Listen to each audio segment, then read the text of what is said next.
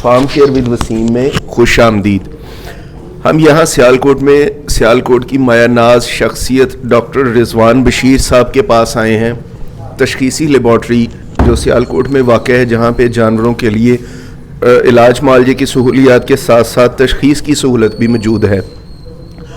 आज का हमारा डॉक्टर साहब को तकलीफ़ देने का मकसद उनकी कीमती राय डिवर्मिंग या पेट के कीड़ों के बारे में जानना है कि फार्मर का ये सबसे बड़ा मसला है जिस बारे में अवेयरनेस ना होने के बराबर है।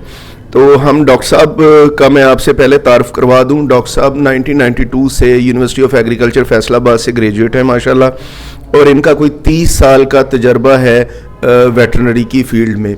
डॉक्टर साहब की यूँ तो बहुत सारी अचीवमेंट्स हैं जिनको मैं शायद गिनवाना शुरू करूँ तो वो चांद को चिराग दिखाने के मुतरादिफ होगा या सूरज को जो है ना वो दिखाने के मुतरादिफ होगा। माशाल्लाह से डॉक्टर साहब की सर्जिकल स्किल बहुत आला है।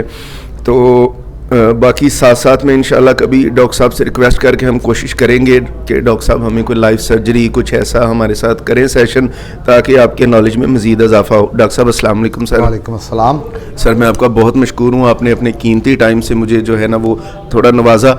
डॉक्टर साहब, मैं आज जानना चाह रहा हूँ कि पेट के कीड़े जो हैं वो ये हैं क्या? एक्चुअली ये तफैली, इनको हम तफैली कीड़े कहते हैं। ठीक है सर। कहते हैं पैरासाइट्स हैं। ये ख़ुद अपना, इनके जिस्म में ऐसा निज़ाम नहीं होता कि ये ख़ुद अपने जिस्म के निज़ाम को चला सकें। ठीक है सर। ये एक्चुअली अपनी खुराक के लिए, अपनी रिप्रोडक्शन के लिए और अपनी तमाम अमाउंट के लिए किसी और जानवर के पे इन्हिसार करते हैं।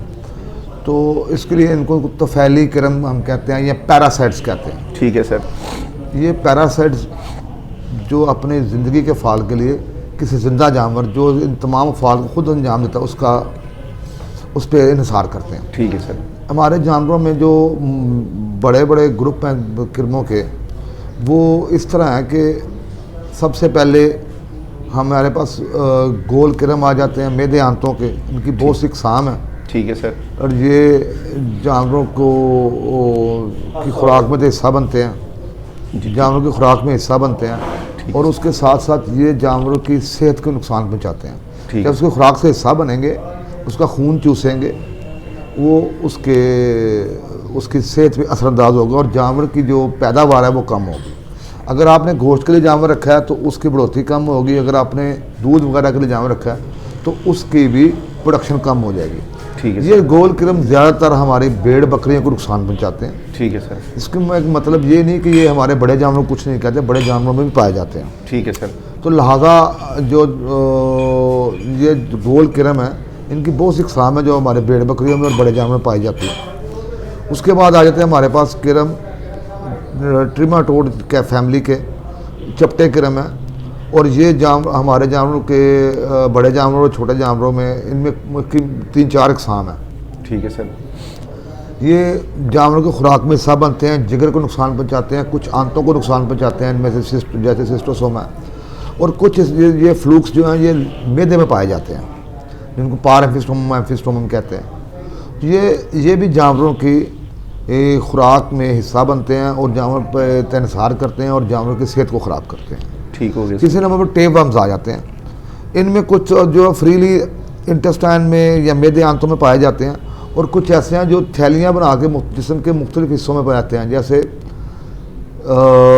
जिगर में थैलियाँ बन जाती हैं, ये थैलियाँ लंग्स में बन जाती हैं, और इनका इलाज इस वक्त पाकिस्तान में मुमकिन नहीं है। ठीक है सर।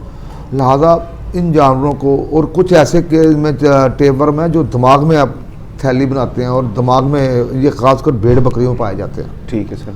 और जानवरों को नुकसान देते हैं, और इसका अल्टीमेट अगर दवाई ना मिले तो अल्टीमेट इसका नुकसान जानवर की डेथ ही होता है। ठीक है सर। और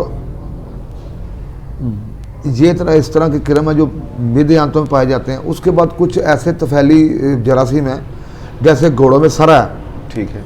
वो सरा खून में पाया जाता है, जैसे गाय भैंस में और गाय भैंस में जैसे बबीजिया, एनाप्लाज्मा थ्लेरिया, ये भी तीनों किरम जो खून में पाए जाते हैं। ठीक है सर।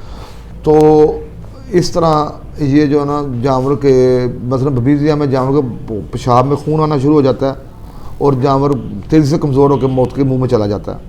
एनाप्लाज्मा में भी खून ज़ाया होता है जानवर का, और बड़े आस्ता आस्ता वो जानवर जाता है, बीमार होता है और मरता है, उसमें बुखार बहुत ज़्यादा तेज़ रहता है। ठीक है सर। जहाँ तक थ्लेरिया का तल्लक है, थ्लेरिया जो है वो जानवर के जिस्म के ग्लैंड जो हैं, जिसमें आंतों के ग्लैंड हैं, गले के ग्लैंड हैं, उन पे हमलावर होता है और जिस्म में खून की कमी का बायस बनता है और जानवर बुखार रहता है और जानवर आस्ता आस्ता मौत के मुंह में चला जाता है। बिल्कुल। ये किरमों तफैली जो हमारे पास पैरासाइट्स हैं, इनकी मेजर इकसाम है। हमारा आज का मौजूद जो ज़्यादातर है वो तफैली किरमों के बारे में, बिल्कुल ऐसे ही, पेट के कीड़ों के बारे में। बिल्कुल ठीक है सर जी। सर पेट में अगर कीड़े हो गए जानवर के, या लंग्स में हो गए, या लीवर में हो गए, तो उसकी अलामत क्या क्या हैं?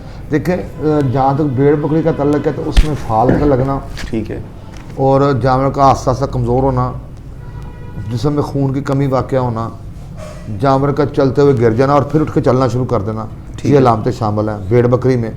गाय भैंस में प्रोडक्शन का कम होना, दूध का कम देना, बढ़ोतरी में कमी वाक़ होना, जिसम में से गोश्त का आस्ता आस्ता ख़त्म हो जाना और जानवर का साल लगना, ये शामिल है। ठीक है सर। और इनकी जो तशखीस है डॉक्टर साहब लेबॉर्ट्री में, वो आप यहाँ पे सरकारी तौर पे मुफ्त मौजूद है? जी, हमारे पास तशखीस का जितना भी निज़ाम है, हमारे पास जितने भी टेस्ट हैं तशखीस के लिए वो बिल्कुल फ्री हैं, इनकी कोई कास्ट नहीं है। सिर्फ इसमें यह है कि ज़िम्मेदार हम तक पहुँच जाए अपने जानवर तशखीस के लिए, हम उसको मखसूस टाइम में उसको तशखीस कर देते हैं। जैसे हम गोबर के टेस्ट के लिए 1 घंटे का टाइम लेते हैं, ठीक है, 1 घंटे में इसका प्रोसेस है फ्लोटेशन सेडिमेंटेशन का, वो पूरा होता है। उसके बाद हम स्लाइड लगा के चेक कर लेते हैं किस किस्म के किरम मौजूद हैं। बिल्कुल ठीक है। फार्मर भाइयों, आप तमाम दोस्तों से गुजारिश है कि बजाय आप अपने नुस्खे टोटके आजमाने के, फौरी तौर पे किसी तशखीसी लेबॉर्ट्री में जो आपके पास मौजूद है वहाँ पे सैंपल लेके जाएं, और वहाँ पे कोई दिनों हफ्तों का टाइम नहीं लगेगा, बल्कि डॉक्टर साहब फरमा रहे हैं कि 1 घंटे में आपको उसकी रिपोर्ट दे दी जाएगी। और डॉक्टर साहब, इसका सैंपल कैसे लेकर आना है? सैंपल आपने जिस जानवर का टेस्ट रिक्वायर्ड है, आपको जिस जानवर के टेस्ट की ज़रूरत है, उस जानवर जब गोबर करता है तो सेंटर से 50 ग्राम करीब गोबर लें, एक साफ शॉपिंग बैग में डालें, हमारे पास ले आएँ। बिल्कुल। अगर आपके 1 से ज़्यादा जानवर हैं तो आप उसकी नंबरिंग करें। ठीक है सर। आपको पता होना चाहिए कि आपके किस नंबर पे कौन सा जानवर है, या जैसे गाय भैंसों का आप लोगों ने नाम रखे होते हैं, वैसे उस नाम के मुताबिक शॉपिंग बैग में लेबल लगाएं या कागज़ पे लिखे हमारे पास ले आएँ।